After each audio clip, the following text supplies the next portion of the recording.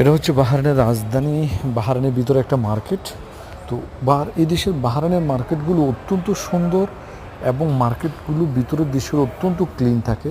এবং ভিতরে আপনি একটা শপিং মলে, সুপার শপে যদি যান তাহলে A to Z সব কিছু পাবেন। আপনি রেস্টুরেন্ট শুরু করে, সিনেমা হল শুরু করে, নামাজের স্থান শুরু করে, টয়লেট ছেড়ে শুরু করে, ব্যাংক থেকে A to Z সব কিছু পাবেন। আর এখানে সব সুশৃঙ্খল, কোনো জুট ঝামেলা নেই, আর পুরোটাই